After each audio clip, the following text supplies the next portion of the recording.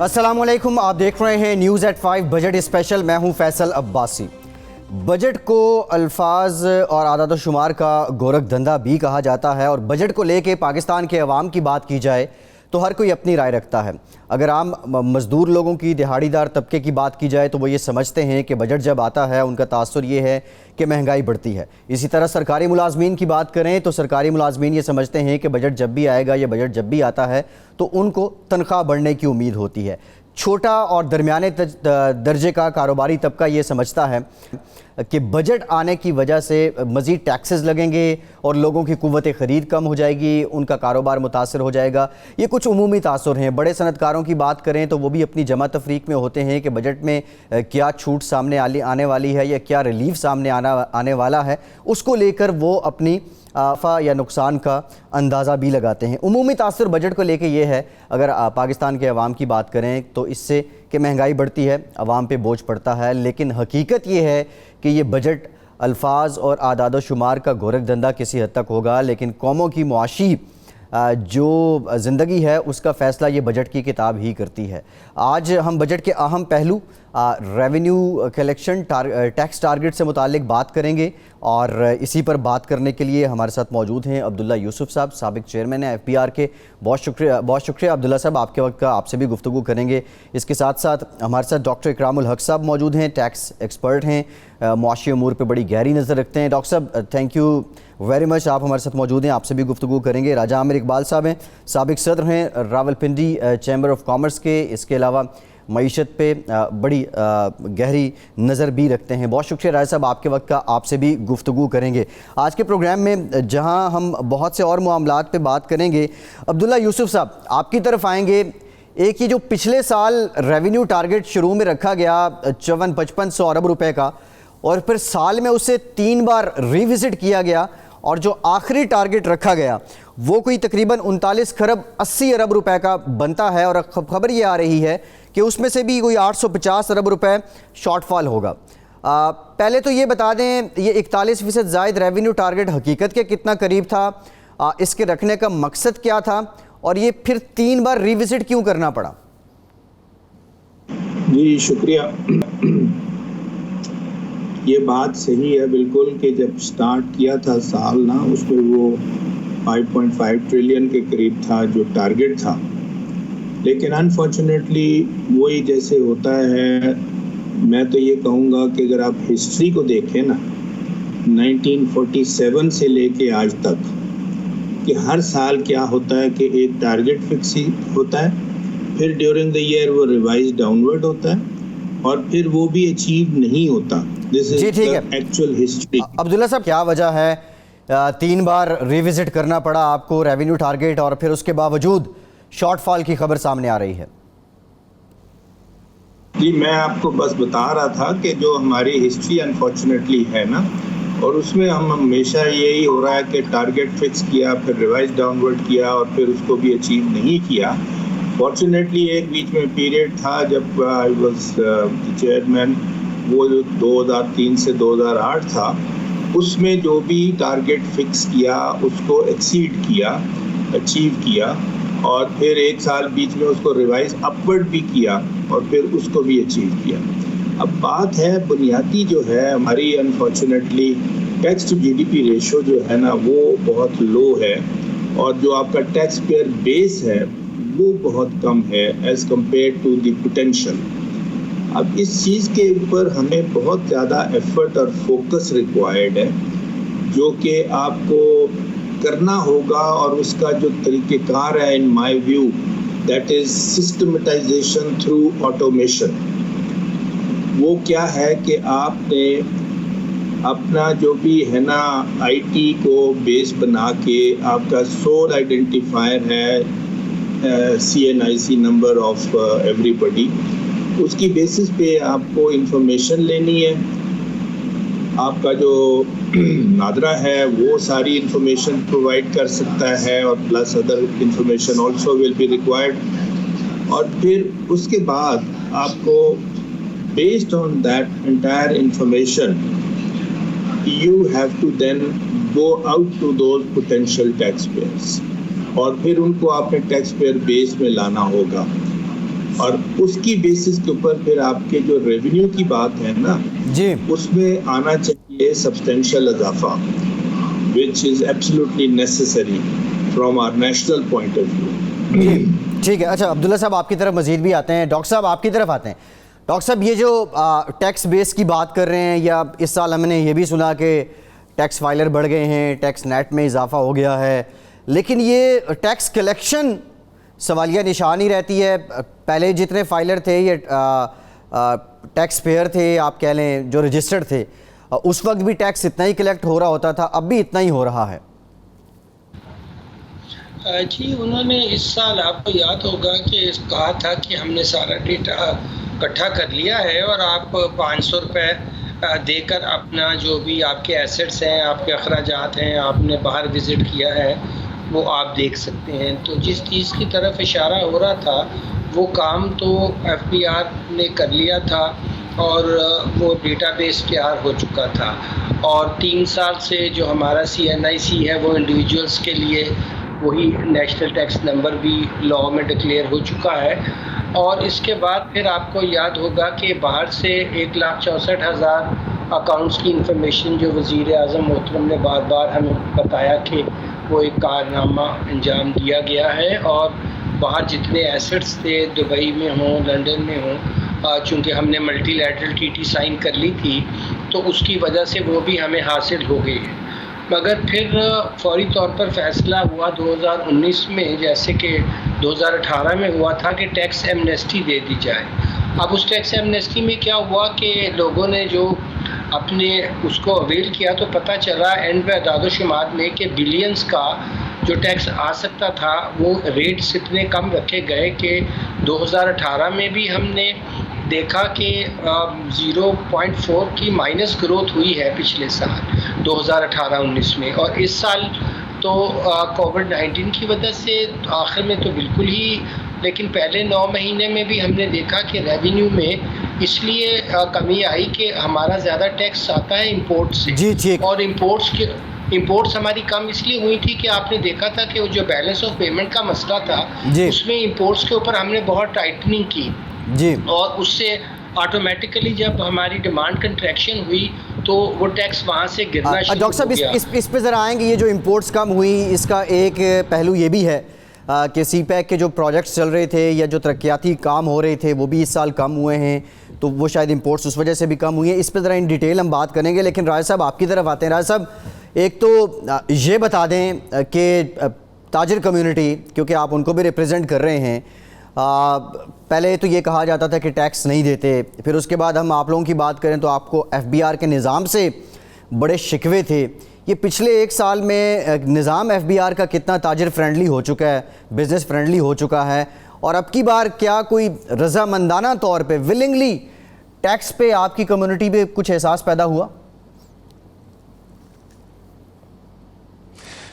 शुक्रिया फैसल साहब। मेरे ख्याल में हमें रियलिस्टिक होकर पहले 2 बातें कर देनी चाहिए कि हमारी इकॉनमी जो 2020-21 फिस्कल ईयर में जो 19-20 में जो चल रही है उसके अंदर मॉनेटरी पॉलिसी का एक बहुत बड़ा रोल रहा है, और मॉनेटरी पॉलिसी बाय डिज़ाइन आपने श्रंक की है अपनी इकॉनमी, आपने डिवैल्यूएशन भी बाय डिज़ाइन किया और आपने 345 बिलियन US डॉलर से 285 बिलियन US डॉलर पे उसको लेकर आए।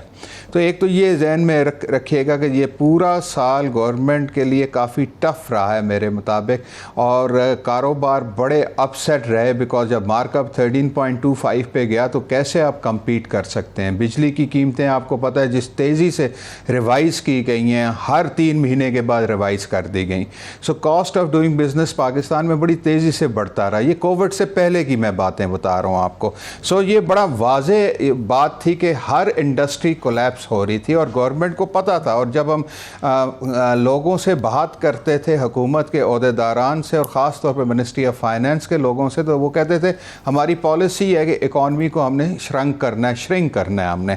सो वो तो उनकी पॉलिसी आई, उसको स्लो स्लो डाउन किया गया, बड़े बड़े इकोनॉमिस्ट भी इसके हक में थे, लेकिन जब आप स्लो डाउन करते हैं तो नेचुरली उसका एक इम्पैक्ट आता है, रेवेन्यू के ऊपर भी आएगा, बिजनेसेस के ऊपर भी आएगा। सो पाकिस्तान की बिजनेसेस इकॉनमी में इस साल बहुत नेगेटिव ग्रोथ रही है उनकी, जो कि आपके सामने डाटा मौजूद है। मैं यहाँ ये ज़रूर कहना चाहूँगा कि डिवैल्यूएशन से हमारी एक्सपोर्ट को जो एक्सपेक्टेड था कि जी कि हमें फ़ायदा होगा, वो नहीं हुआ, और उसकी बहुत सी वजूहात हैं, उसको हम आइसोलेशन में नहीं देख सकते हैं। सबसे बड़ी वजह तो आपके सामने कोविड जो है, पिछले 6 महीने से जो मामला हुआ, फिर US चाइना ट्रेड वार एक बहुत बड़ी मेजर वजह है जो पिछले साल से चल रही है। सो वो ग्रोथ भी आपको नहीं मिली, जो हम कहते थे कि ये टेम्परेरी है, ये ग्रोथ नहीं मिलेगी। आज दुनिया में बड़ी बड़ी इकॉनमीज इस चीज़ पे मान रही हैं, इकोनॉमिस्ट भी मान रहे हैं कि सप्लाई ड्रिवन अप्रोच से दोबारा डिमांड ड्रिवन अप्रोच पे कोविड के बाद दुनिया जा रही है। राज साहब शॉर्टली ये बता दें, माली साल 2019-20 में आपकी जो बिज़नेस कम्युनिटी है उसके लिए FBR के निज़ाम में कुछ दोस्ती, कुछ आसानी हुई? क्योंकि उससे पहले तो हमने जब भी देखा पाकिस्तान का ताजिर यही रोना रोता रहा कि FBR की जानिब से हमारे साथ कोई मुनासिब रवैया नहीं। देखिए, आसानी फैसल साहब, आप बिल्कुल ठीक कह रहे हैं। आसानी आपके सामने स्ट्राइक्स हुई हैं, आपके सामने बहुत अरसे के बाद नेगोशिएशन हुई, और लकली अल्लाह ताला ने किया, वो नेगोशिएशन कामयाब हो गई, लेकिन इतनी आसानी से कामयाब नहीं हुई। आपके सामने स्ट्राइक्स होती रही हैं, पूरे पाकिस्तान में स्ट्राइक्स हुई हैं, लेकिन कामयाब होने के बाद जब वो वक्त आया है कि उसका हम फ़ायदा उठाएं तो कोविड ने आके पकड़ लिया। ठीक है, बिल्कुल ठीक है। कोविड पे आते हैं। 4 महीने कोविड की वजह से कारोबार ठीक है। राज साहब, कोविड पे आते हैं। अब्दुल्ला यूसुफ साहब, आपकी तरफ आता हूं। पहले जो 9 महीने हैं इस साल के, उस पे टैक्स टू GDP देखे तो वो कोई 8.2% है, और अगर ये कोविड ना आता, जो हुकूमत भी कह रही है, तो हो सकता है कुछ हम बहुत ज़्यादा कलेक्शन भी कर लेते।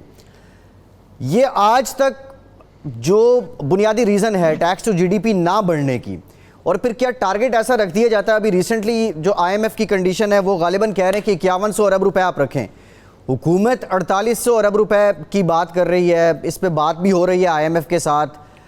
अब ये 4800 अरब भी कितना हकीकी है? क्या इसको हम हासिल कर लेंगे मौजूदा टैक्स निज़ाम के ज़रिए? देखिए, मैंने जैसे कहा ना, एक जो बुनियादी हमारी रिक्वायरमेंट है ना, एक तरफ हमारा है इकोनॉमी और इकोनॉमी की ग्रोथ।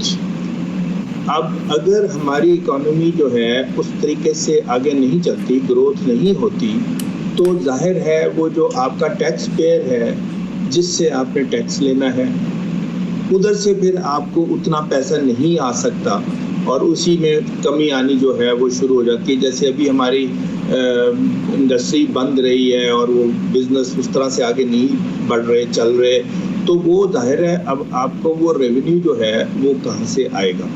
दूसरी चीज़ ये है कि आपका जो टैक्स पेयर बेस का, जैसे मैंने कहा, उसमें एक सब्सटेंशियल इजाफा जो है ना वो रिक्वायर्ड है, क्योंकि हमारा मसला है this tax cash economy, non documented economy. तो अब हमने हर हालत में अपना जो पोटेंशियल टैक्स पेयर है who is not Abdullah Yusuf साहब, आप ये कह रहे हैं कि हम ऑटोमेशन पे आ जाएं और इस पे हमें इजाफा करना होगा, लेकिन करना कैसे होगा? उसके लिए जो सिर्फ ऑटोमेशन से तो काम नहीं चलेगा ना, लोगों की नफ्सियात के साथ भी FBR को कुछ करना पड़ेगा। लेकिन FBR के अपने भी मसाइल बहुत ज़्यादा हैं, आप तो उस सिस्टम का हिस्सा रहे हैं। आप नहीं समझते कि FBR को नए सिरे से इसमें इस्लाहात लानी होंगी, इसको री-इंजीनियर करना पड़ेगा, तब जाके ऑटोमेशन भी काम करेगी और दीगर जो मैटर्स हैं वो भी? देखिए, मैं ये समझता हूँ कि एक तो पहली बात तो ये है कि this automation is inevitable, that has to be done. दूसरी बात, मेरे ख्याल में प्रैक्टिकली स्पीकिंग, आपको नादरा को ऑन बोर्ड लाना चाहिए, वो आपको अपनी सर्विसेज प्रोवाइड करें। उनके पास तो अच्छा खासा डेटा बैंक ऑलरेडी मौजूद है, उसमें मज़ीद इजाफा भी रिक्वायर्ड है, लेकिन उसी को अगर आप यूज़ कर सकें तो उसमें फिर आपके पास जो इनपुट आती है, ये जो पोटेंशियल टैक्स पेयर की इनपुट है, उसकी बेसिस के ऊपर आप then you will be reaching out to those potential people and bringing them on board. तो अब इस पे बहुत फोकस रिक्वायर्ड है, और हमें अपने तौर पे internally, that is the FBR, you also have to try and जी, ठीक है। bring about some changes which are also necessary. ठीक है डॉक्टर इकरामुल हक साहब, सर ये जो अभी आईएमएफ के साथ बातचीत चल रही है और आईएमएफ वाले तो बड़े अड़े हुए हैं, वो कह रहे हैं जो आपकी एक्सटेंडेड फंडिंग फैसिलिटी है वो तो उसी से मशरूत है कि आप हमारा बताया हुआ टारगेट रखेंगे। अगर मौजूदा माली साल की हम बात कर लें या पिछले बजट की हम बात कर लें, उसमें आईएमएफ की शराइत का सारा बोझ डायरेक्टली अवाम पे ट्रांसफ़र हुआ। फिर बिज़नेस कम्युनिटी को हमने देखा कि वो टैक्सेस और अपना ये अकाउंटेबिलिटी इसके नाम पे वो भी रुक गए, एक्टिविटी आपकी बहुत कम हुई। एक तो ये बता दें जो मौजूदा आईएमएफ डिमांड कर रहा है 5100 अरब की, क्या ये हकीकत के करीब है? और दूसरा, हुकूमत के पास कोई हल आपको नज़र आ रहा है कि ये बोझ अवाम पे अब की बार ना पड़े? जी, जहाँ तक तो 5.1 ट्रिलियन का ताल्लुक है वो तो बहुत गैर मुनासिब है, क्योंकि अगर इस साल हमारी इकॉनमी में कंट्रैक्शन है और आने वाले दिनों में ख़ुद हुकूमत मान रही है कि हम 2-2.5% से ज़्यादा ग्रोथ नहीं करेंगे, तो टैक्स में इतना बड़ा पैसा जो है सिर्फ लीकेजेस अगर हम रोकने की बात करें तो उससे तो मसला हल नहीं होने वाला है। हाँ, अलबत्ता जो चीज़ की जा सकती है कि अगर हम अपने नॉन डेवलपमेंट एक्सपेंडिचर्स को कम करें और जो हमारे नॉन टैक्स रेवेन्यूज़ हैं, जो बहुत से ऐसे अनटैप्ड रिसोर्सेज पड़े हुए हैं, उनको हमें आउट ऑफ बॉक्स थिंकिंग की ज़रूरत पड़ेगी।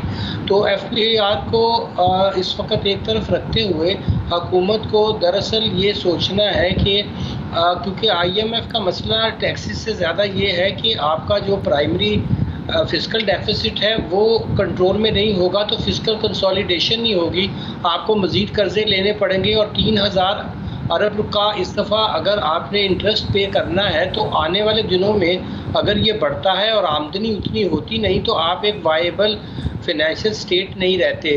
तो इस सारे मामले को हल करने के लिए जिन आपने देखा अजलास हो रहे हैं, गुफ्तगू हो रही है, मगर कोई वाज़े एक्शन प्लान जो है वो सामने नज़र नहीं आ रहा है। ठीक है डॉक्टर साहब, ये जो आप बात कर रहे हैं ना वाज़े एक्शन प्लान की, यही बुनियादी मसला है।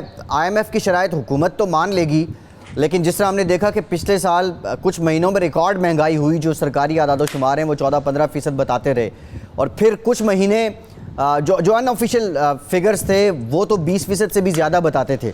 लेकिन ये बोझ अवाम पे ना आए, ये कैसे मुमकिन है? इसके लिए एक्शन प्लान क्या हो सकता है? सजेशन हुकूमत के लिए क्या है? ब्रेक के बाद वापस आते हैं।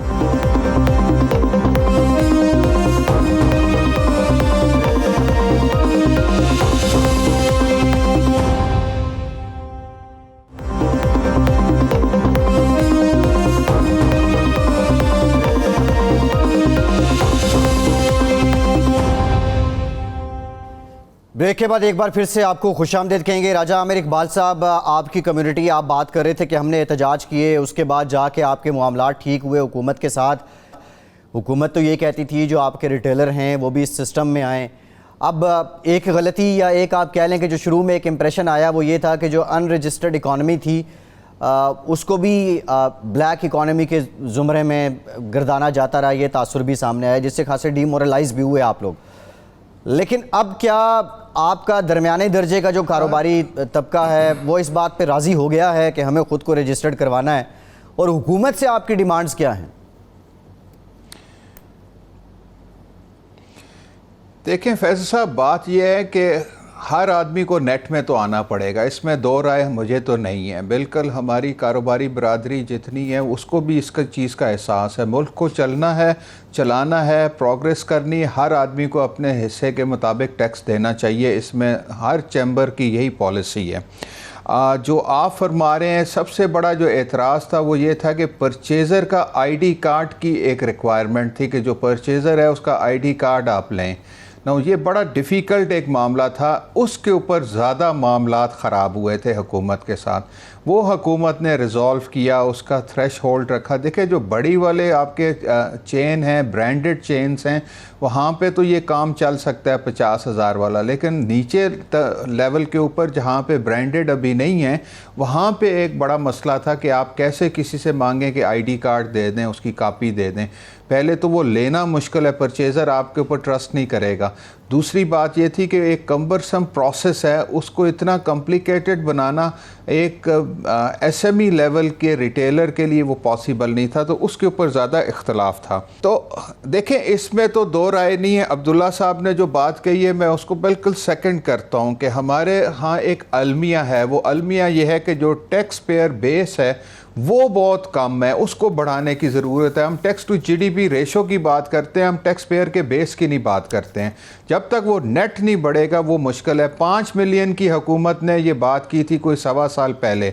आज आप हुकूमत से पूछ लें, और ये बात कर देना आसान होता है, लेकिन जब तक आप ऑटोमेशन पे नहीं जाएंगे, अगर आप नादरा को इन्वॉल्व नहीं करेंगे, ये बड़ा डिफ़िकल्ट होगा। मैं आपको एक क्लियर बात करना चाहता हूँ कि चैम्बर्स के जितने मेंबर्स हैं वो सब टैक्स पेयर होते हैं। हम तो ये कहते हैं कि आप हर किसी से टैक्स लें, क्योंकि जो लोग एक प्रॉपर तरीके से काम कर रहे हैं उनके लिए बड़ा मुश्किल होता है फ्री फेयर कंपटीशन करना मार्केट में, क्योंकि आप तो सब कुछ दे रहे हैं, कुछ लोग नहीं दे रहे हैं। सो इसमें दो राय हमें नहीं है कि ये हुकूमत की रिस्पॉन्सिबिलिटी है, ये बिज़नेस कम्युनिटी इसके ख़िलाफ़ नहीं है। आप लें, लेकिन तरीका ऐसा होना चाहिए जिससे हरासमेंट ना हो। सिर्फ ये कहा जाता है। जहाँ तक बात आपने की कि कारोबार के हालात इस वक्त कैसे हम देख रहे हैं, यकीन कीजिए कोविड के बाद हालात इतने ख़राब हो चुके हैं। पहले गवर्नमेंट ने जो मॉनेटरी पॉलिसी टाइट की और फिस्कल पॉलिसी के अंदर वो कोई रिदम नहीं था, हारमोनी नहीं थी, उसकी वजह से पूरा साल तकरीबन हम स्लो डाउन होते गए, होते होते आगे कोविड ने पकड़ लिया। सो अगले साल का जो टारगेट है वो डॉक्टर इकराम साहब ने जैसे कहा, मैं उनको बिल्कुल वाज़े उनकी बात की तायद करता हूँ, ये बहुत अनरियलिस्टिक होगा 5.1 ट्रिलियन। बिकॉज साहब एफबीआर तो 6 महीने तो आपको कोविड से निकलते लग ट्रिलियन को भी अनरियलिस्टिक कह रहा है। एफबीआर ने हाथ उठा दिए हैं, जो मीटिंग्स हो रही हैं चेयरपर्सन एफबीआर ने बता दिया कि ये हमारे लिए पॉसिबल नहीं है। आप बिल्कुल ठीक कह रहे हैं। एफबीआर के पास पल्स, देखें एफबीआर के पास पल्स आ रही है फैजल साहब। हर कारोबार, मैं ये रिपीट कर देता हूं आपको, हर कारोबार, हर सेक्टर इस वक्त पिछले 6 महीने में बहुत मुश्किलात से को फेस कर रहा है, बिकॉज आपके पास कोई तरीका नहीं है सेल करने का। मैन्युफैक्चरिंग तो तब होती है जब डिमांड होती है, और हम सप्लाई ड्रिवन से डिमांड ड्रिवन इकोनॉमीज में जा रहे हैं। दुनिया कोविड के बाद रीशेप हो रही है, इकोनॉमीज रीशेप हो रही हैं, ई कॉमर्स का एक बहुत बड़ा हिस्सा इंट्रोड्यूस हो रहा है। जी बिल्कुल ठीक है। ये पोस्ट कोविड सिनेरियो पे बात करेंगे। अब्दुल्ला यूसुफ साहब, एक बहुत बड़ा मसला, वो एक ऐसी घास है जो थोड़े टाइम के बाद फिर उगाती है। ये हमारे मुल्क की बिजनेस कम्युनिटी टैक्स रिफंड को लेके हर हुकूमत से ही डिमांड कर रही होती है। ये वजह क्या है? ये एफबीआर वक्ती तौर पे ये टैक्स रिफंड क्यों नहीं कर पाता?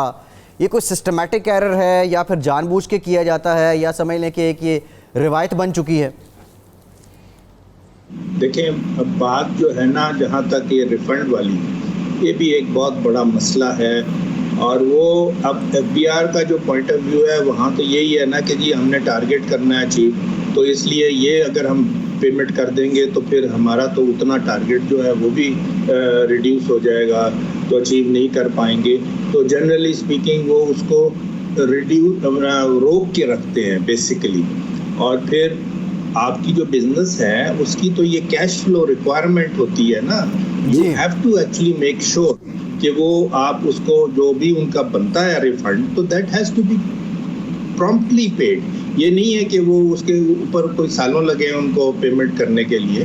दैट इज़ अनफॉर्चुनेटली एक बहुत मसला है हमारा, मैं तो कहूँगा इंडस्ट्री का ये मसला बन रहा है। और अगेन मैंने जब बताया आपको कि एक पीरियड में ये सारी चीज़ें जो थी ना, इनको हैंडल किया गया था, और उसमें ये होता था हर महीने एक मीटिंग रखी जाती थी तमाम कमिश्नर्स एंड कलेक्टर्स वगैरह के साथ कि भाई आपने सारी अपडेट देनी है कि on this refund business what is that position, आपकी ओपनिंग बैलेंस क्या था, आपने पेमेंट क्या की है, और अब आपका क्लोजिंग बैलेंस क्या है। Because it had to be within दो 30 डेज जो हमने एक अपना टारगेट बनाया हुआ था, and that was actually done, it was actually achieved. तो आप ये कह रहे हैं बात कि जो है ना, 2003, 4, 5, 6, 7, 8 में 30 दिनों के अंदर टैक्स रिफंड हो जाते थे।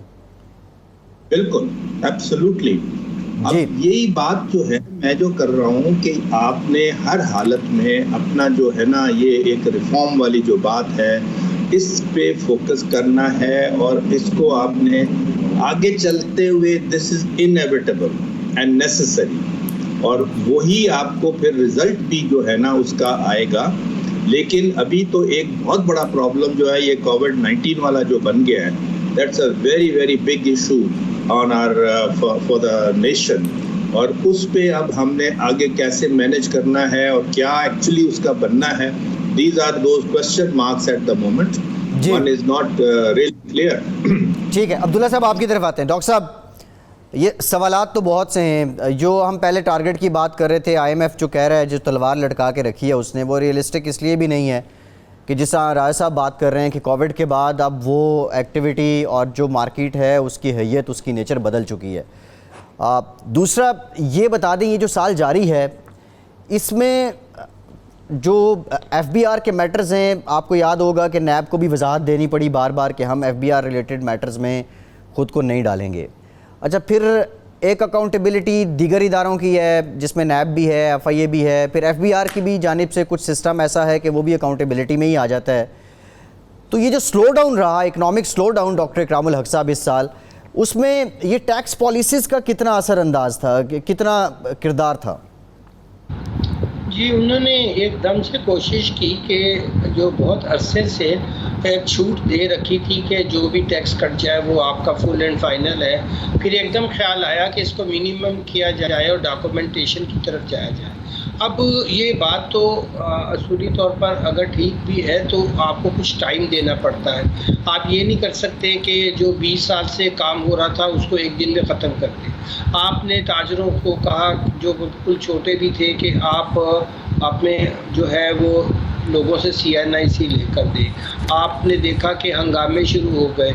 एक तो पहले ही हमारा शरह सूद बहुत ज़्यादा था, डिमांड कम थी, हम कंट्रैक्शन में थे, ऑस्टेरिटी में थे, IMF के प्रोग्राम में बेल्ट टाइट करने के चक्कर में इकॉनमी श्रिंक कर रही थी। ऊपर से ऐसी सख्त किस्म की जो थी वो टैक्स पॉलिसीज़ लाए, और फिर वो जिन साहब को लेकर आए बाहर मार्केट से, वो चले भी गए, उसको मुकम्मल भी कर नहीं गए, और बिला वजह रियासत के दरमियान और टैक्स पेयर्स के दरमियान, ख़ास तौर पे ट्रेडर्स के, एक तरह का जो डिस्ट्रस्ट था और जो मिसट्रस्ट था वो और ज़्यादा, ये ट्रस्ट डेफिसिट बढ़ गया।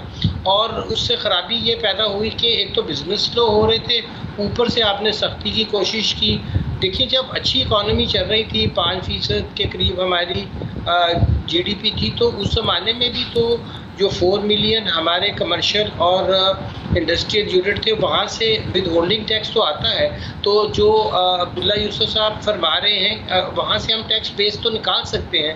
अगर मेरा बिल जो है वो 5 लाख से ऊपर आता है तो मैं कोई बड़ा, डॉक्टर साहब मोस्ट इम्पॉर्टेंट, बड़ी ज़बरदस्त बात आपने की है। ज़रा ये बता दें, पाकिस्तान में आज भी और पिछले कई दहाइयों से 60%, 62% लोग हैं जो इनडायरेक्ट टैक्स दे रहे हैं। हर पाकिस्तानी टैक्स दे रहा है, खा वो टूथपेस्ट खरीदता है उस पे दे रहा है, चाय की पत्ती खरीदता है उस पे दे रहा है, दूध का डब्बा खरीदता है उस पे दे रहा है। ये इनडायरेक्ट टैक्सेस की भरमार होने के बावजूद फिर भी ये टारगेट पूरा नहीं होता। जी, उसकी वजह ये है कि जो हमारे डायरेक्ट टैक्सेस भी, जैसे आपका हर मोबाइल बिल के साथ या कार्ड के साथ 12.5% एडवांस इनकम टैक्स ले लिया जाता है, इंपोर्ट की सतह पे ले लिया जाता है, फिर आपका, मैंने कहा, बिजली के साथ ले लिया वहाँ से एक टैक्स बेस बनानी है कि किसका एक्सपेंस जो है वो इतना है कि उसकी इतनी आमदनी होनी चाहिए। जो बात हम कर रहे थे कि टेक्नोलॉजी है, इंफॉर्मेशन है, उसका इस्तेमाल नहीं किया गया, उसको एनालिसिस करके उन लोगों से जिनका सही टैक्स बनता है लिया जाए। और जैसे राजा साहब भी फरमा रहे थे कि लोगों को जो टैक्स की तरफ तो आना है, और मुनासिब टैक्स की शरह रख कर अगर आप सबसे टैक्स लें तो नंबर भी बढ़ जाएगा, और ये जो कनाइवल्स के साथ टैक्स नहीं पे होता। मिसाल के तौर पर एक रेस्टोरेंट है, उसकी 15 लाख सेल है दिन की, तो अगर वो 17% सेल टैक्स बचा ले तो वो तो बहुत अमीर हो जाएगा। अब्दुल्ला यूसुफ साहब, ये बता दें कि ये जो इनडायरेक्ट टैक्सेस हैं इनकी भी तादाद खासी ज़्यादा है, इसके बावजूद हम शॉर्टफॉल में क्यों रहते हैं? और महंगाई बढ़ने की बड़ी वजह ये इनडायरेक्ट टैक्सेस ही गर्दाने जाते हैं। लेकिन ना बात मैंने जो की थी, आपको बुनियादी चीज़ है आपकी है cash economy, non documented economy. जब वो आपके पास है ही नहीं, यानी जो आपका टैक्स पेयर बेस जो बनती है और जहाँ से पैसा आपको कलेक्ट हो रहा है, तो वो अगर आपके उसमें आता ही नहीं है नेट में, तो इनडायरेक्ट टैक्स भी जो है ना वो फिर उसको अवॉइड करता है, क्योंकि वो सेल ही नहीं शो कर रहा अपनी। तो जब सेल ही नहीं आएगी तो आपको वो जो उसके ऊपर टैक्स लगना है वो कैसे आएगा? तो यही तो आपका एक बहुत बड़ा प्रॉब्लम है, जिसका जैसे अब बात हो रही है, एक ओवरऑल जो आपका सोल्यूशन है वो यही है कि आपको इस पे फोकस करना है ऑन दिस ऑटोमेशन प्रोसेस, जिसके थ्रू आपने टैक्स पेयर बेस बढ़ानी है और आप सारे पोटेंशियल टैक्स पेयर्स को रीच आउट करना है विद फैक्ट्स एंड फिगर्स।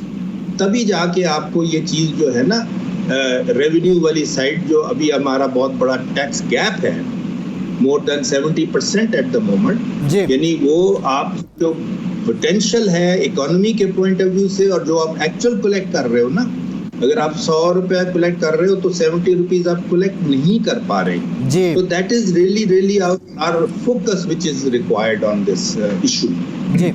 अच्छा डॉक्टर इकरामुल हक साहब, आपसे मैं जानना चाहूँगा, ये एक और मामला पिछले दिनों ज़ाहिर है पॉलिटिक्स पे भी आप नज़र रखते हैं, बहुत ज़्यादा ज़ेर बहस रहा 18वीं तरमीम और फिर जो नेशनल फाइनेंस कमीशन तश्कील दिया गया उसको लेकर भी, और NFC अवार्ड।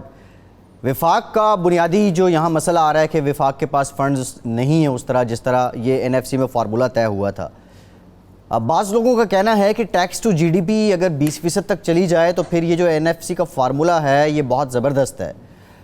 आप समझते हैं कि ये टैक्स टू GDP इसको अचीव करना कितने सालों में मुमकिन है और इसके लिए करना क्या होगा? सजेशंस क्या हैं आपके पास? जी हाँ, बहुत सादा सी बात है कि अगर हम एक जगह पे अपने डेटाबेस को इकट्ठा करेंगे और फिर 6-6, 7-7 टैक्स एजेंसियाँ बनाएंगे और उनका आपस में कोई रबत नहीं होगा। मिसाल के तौर पर इस वक्त रेस्टोरेंट से जो सेल टैक्स ऑन सर्विसेज है वो तो सूबे ले रहे हैं और जो गुड्स पे टैक्स है वो वफाक के पास है। अब दोनों का आपस में कोई लिंक है नहीं, तो उससे क्या हो रहा है, एक तो फ्रेगमेंटेशन होगी, ना तो सूबे अपना सही टैक्स जमा कर पा रहे हैं और ना वफाक अपना टैक्स जमा कर पा रहा है। अब अगर वो जब तक जो हमारा आईनी इदारा है NEC उस पर नेशनल कौंसिल में नहीं बैठते हैं और वहाँ बैठकर मजमूई तौर पर वफाक के रेवेन्यू को बेहतर करने की बात करेंगे, यानी अगर केक का साइज़ बड़ा होगा तो सबको जी बिल्कुल ठीक है, सबको जो है उसमें से शेयर भी ज़्यादा आएगा। केक के साइज़ को बड़ा करना है। डॉक्टर इकरामुल हक साहब बहुत शुक्रिया आपका, अब्दुल साहब, राजा आमिर इकबाल साहब, आप दोनों का भी बहुत शुक्रिया। आज के प्रोग्राम से इतने ही। फैसल अब्बासी को इजाज़त दीजिए।